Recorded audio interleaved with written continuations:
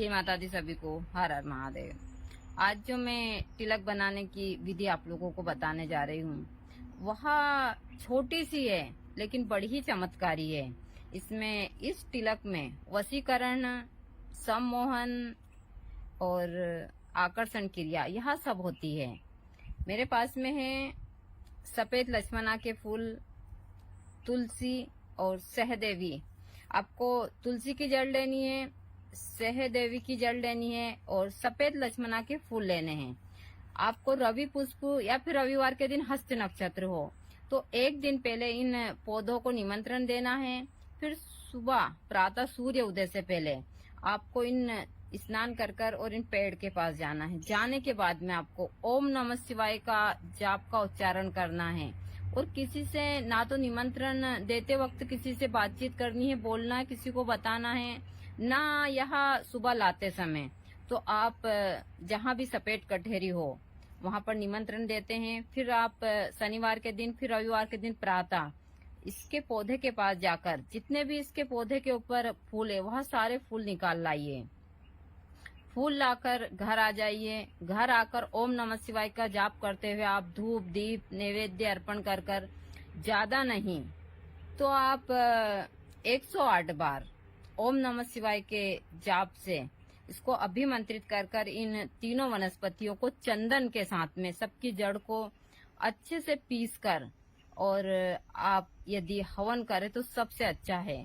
आप हवन ओम नमो चामुंडाए विच्चे का जाप से हवन कर सकते हैं, क्योंकि जब आपके पास में कोई चीज नहीं हो, कोई दूसरा मंत्र नहीं हो तो आप इन दोनों मंत्र को कर सकते हैं। क्योंकि बाबा भोलेनाथ और माँ काली की बहुत कृपा है इन वनस्पतियों पर। तो आप ओम नमः शिवाय का जाप भी कर सकते हैं, ओम नमो चामुंडाए विच्चे का जाप भी आप कर सकते हैं। मंत्र मैंने बहुत सारे उसमें दिए हैं, आप मंत्र वहां से भी ले सकते हैं। तो आप तिलक बनाइए चंदन के साथ में तीनों चीजों का तिलक बनाकर आप, और फिर आप जब भी किसी काम के लिए जाएं अपने, तो जाते समय आप ज्यादा नहीं तो 21 बार इसी मंत्र से, ओम नमः शिवाय के मंत्र से अभिमंत्रित कर या तिलक लगाकर आप अपने कार्य के लिए निकल जाइए। जो भी आपके कार्य में रुकावट आती है, कोई आपके कार्य के लिए यदि मना करता है या फिर आपके बनते बनते कार्य बिगड़ जाते हैं, इस तिलक में एक ऐसा आकर्षण होता है कि लोग बाग आपको किसी काम के लिए मना नहीं करते हैं। यहाँ मैंने साधारण सा तरीका बताया, यह भी काफी प्रभावशाली है।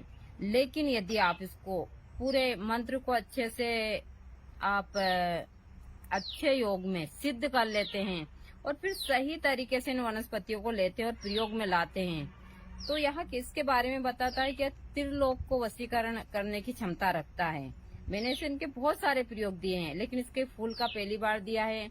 इनका अंजन भी बनता है, वहाँ अंजन जैसे कि जमीन में गड़ा हुआ धन देखने की, इन सारी चीजों की क्षमता रखता है। यह बहुत सारी क्रियाओं में काम आता है, जिसकी मैं दूसरी आप लोगों को जानकारी दे दूंगी इन चीजों की।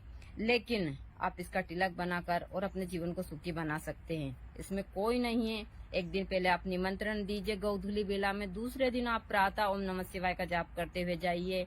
इस तिलक को लाइए, इससे जड़ी बूटी को, इनको तीनों को लाकर घर लाकर धूप दीप कर और अभिमंत्रित कर आप चंदन के साथ में इसका तिलक बनाकर और प्रयोग कीजिए। यह तिलक आपके बहुत सारे कामों में सहयोगी रहेगा। तो बने रहिए पूरे इसमें। आगे भी मैं आप लोगों को सारी चीजों की जानकारी देती रहूंगी जब तक इस शरीर में हूँ। तो इसी हिसाब से मेरी सारी चीजें हैं, मैं वनस्पति की आप लोगों को जानकारी देती हूँ और आप लोग करते हैं तो यह काफी फायदेमंद होती है। अभी आई हूँ मैं कमल के फूल लेने के लिए, पूजा के लिए। यहाँ मेरे पीछे है कमल का तालाब। हमारे यहाँ काफी मात्रा में हमने कमल लगाए हैं और यह कमल हमने खुद से ही लगाए हैं। आप देख सकते हैं पूरा तालाब इस प्रकार से नीला नीला है कमल से। कमल माँ लक्ष्मी को बहुत ही प्रिय है और यही है हमारे कमल का तालाब। लेकिन मैं हमेशा सभी को बोलती हूँ कि इंसान को अपने चरित्र को कमल के फूल की तरह रखना चाहिए, चाहे वो कितने भी कीचड़ में क्यों ना हो, लेकिन वह अपनी चीज़ों को उसी प्रकार से बरकरार रखता है। तो यही कमल के फूल है। चाहे आप कैसे भी इंसान के साथ में रहो, लेकिन अपनी चीज़ों को ठीक कर रखो। लोग बाग बोलते हैं कि कोयले की राजस्थान में रहने से इंसान काला होता है, लेकिन यह कमल कीचड़ में रह के भी अपने आप को इस प्रकार से रखते हैं। तो हमारे यहाँ पर काफ़ी मात्रा, इस समय के ऊपर तो इतने सारे कमल है, पूरा तालाब सुबह से नीला नीला रहता है। और मैं हमेशा सभी को हर एक प्रकार की जानकारियाँ देती रहती हूँ, चाहे तंत्र से संबंधित हो, जड़ी बूटी से।